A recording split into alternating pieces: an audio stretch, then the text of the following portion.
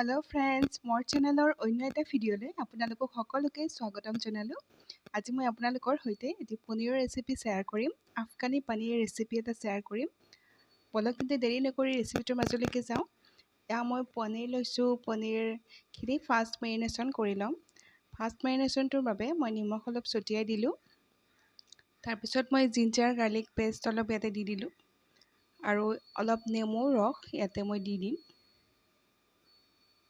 এইকেইবিধ সামগ্ৰী দি মই পনীৰ কেইপিচ ভালদৰে মিক্স কৰি ল'ম মছলাৰে সৈতে।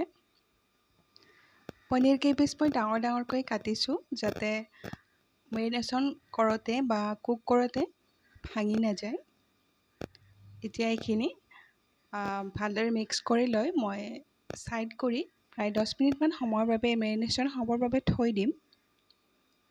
আৰু এতিয়া মই মিক্সিং জাৰ এটা লৈছোঁ। তাত মই আলমণ্ডছ আৰু বাদাম যিটো পিনাটছ হয় সেই বাদাম লৈছোঁ অলপ, আৰু কেঁচা পিঁয়াজ লৈছোঁ।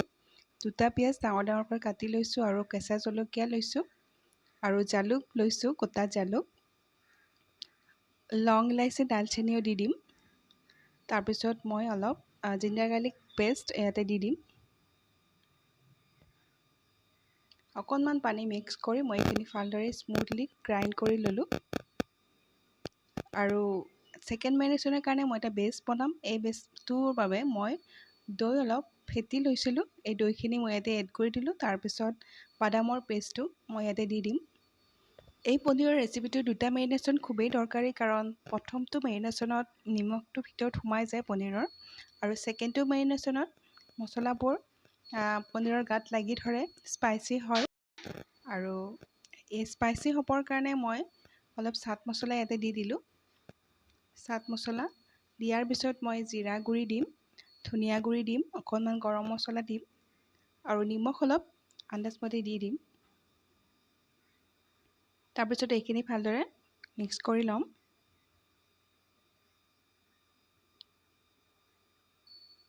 এতিয়া পনীৰখিনি মই ইয়াতে ডিপ কৰি দিম।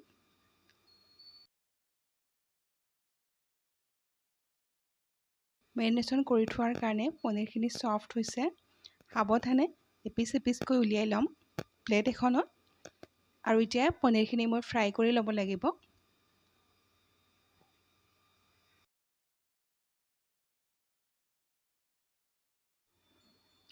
এতিয়া পনীৰ ফ্ৰাই কৰিবৰ বাবে কেৰাহী এখন বহাই দিছোঁ। ননষ্টিক কেৰাহী মই বহাই দিছোঁ।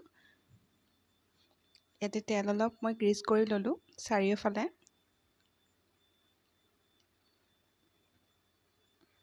এতিয়া পনীৰ কেইপিচ এপিচ এপিচকৈ মই কেৰাহীখনত উঠাই দিলোঁ।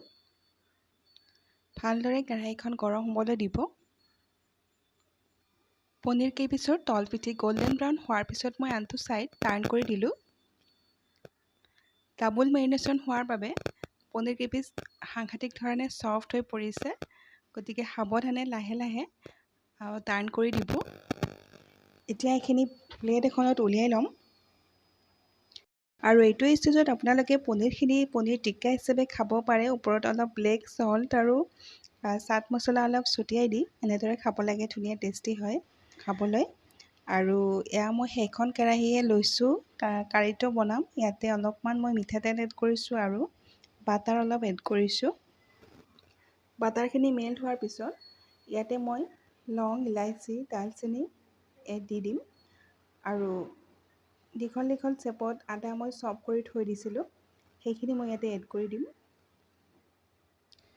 এতিয়া আদাখিনি অলপ কুক হ'বলৈ দিম। কুক হোৱাৰ পিছত মই ইয়াতে ছেকেণ্ড পনীৰ মেৰিনেশ্যনত যিটো বেছ ব্যৱহাৰ কৰিছিলোঁ, বাদাম আৰু আলমণ্ডছ আৰু পিঁয়াজৰ যিটো পেষ্ট মই বনাই থৈ দিছিলোঁ, সেই পেষ্টটো ইয়াতে মই দি দিলোঁ, কাৰণ এইখিনিয়ে হ'ব আফগানি পনীৰ কাৰীৰ গ্ৰেভিটো। এতিয়া বহুত বেছি বইল কৰি থাকিব নালাগে, আৰু এইখিনি সময়ত আপোনালোকে অকণমান পানী দিলে দিব পাৰে। এতিয়া সোৱাদ অনুসাৰে নিমখটো মই দি দিম। আৰু নিমখ দিয়াৰ পিছত এটা জাষ্ট কুইক বইল এটা আহিবলৈ দিম। এই ৰেচিপিটো বনাবলৈ তেনেই সহজ, বহুত বেছি বইল কৰি থাকিব নালাগে। আৰু পনীৰ মেৰিনেশ্যনত যিটো বেছ বনাইছিলোঁ সেইটোৱে যিহেতু আঞ্জাখন হৈ যায়, গতিকে বহুত বেছি কৰিবলগীয়া নাথাকে। আৰু এই কাৰীখনত যিহেতু মই দৈ ব্যৱহাৰ কৰিছোঁ আৰু দৈ গৰম কেৰাহীত দিলে ফাটি যায়, কিন্তু আমি বাদাম ব্যৱহাৰ কৰিছোঁ। বাদাম ব্যৱহাৰ কৰাৰ কাৰণে এই দৈটো ফাটিবলৈ নিদি ধৰি ৰাখে। গতিকে আপোনালোকে বাদাম, পিনাটছ বা কাজু বাদাম যিকোনো এটা ব্যৱহাৰ কৰিব। যিকোনো এটা ব্যৱহাৰ কৰিলে হ'ব, কিন্তু এইটো স্কিপ নকৰিব। এতিয়া গ্ৰেভিটো অলপ ঠিক হৈছে আৰু মই ইয়াতে পনীৰ কেইপিচ দি দিলোঁ। এতিয়া পনীৰ কেইপিচ এড কৰাৰ পিছত মই গ্ৰেভিটো অলপ চিমাৰ হ'বলৈ দিম আৰু এইখিনি সময়ত গেছৰ ফ্লেমটো ল' মিডিয়াম ফ্লেমত ৰাখিম। এনেদৰে 2 মিনিটমান সময় ল' মিডিয়াম ফ্লেমত চিমাৰ হোৱাৰ পিছত মই ইয়াতে কাচুৰি মিঠি অলপ এড কৰি দিম। কাচুৰি মিঠি অলপ ক্ৰাছ কৰি ইয়াতে এড কৰি দিলোঁ। এই ৰেচিপিটোত কাচুৰি মিঠিৰ টেষ্টটো খুবেই ভাল লাগে। স্কিপ নকৰিব, পাৰিলে দিব। আৰু যদি ঘৰত এভেইলেবল নাথাকে তেতিয়াহ'লে ধনিয়া পাতকে দিলে হ'ব। আৰু 2 মিনিট সময় এনেদৰে ৰাখি মই গেছৰ ফ্লেমটো অফ কৰি দিম। আমাৰ আফগানী পনীৰ ৰেচিপি ৰেডি হৈ গ'ল। আৰু মই কেৰাহীত লিডটো লগাই 2 মিনিটমান সময় ৰাখি থৈ দিম। তাৰপিছত মই প্লেট এখনত ছাৰ্ভ কৰি ল'ম।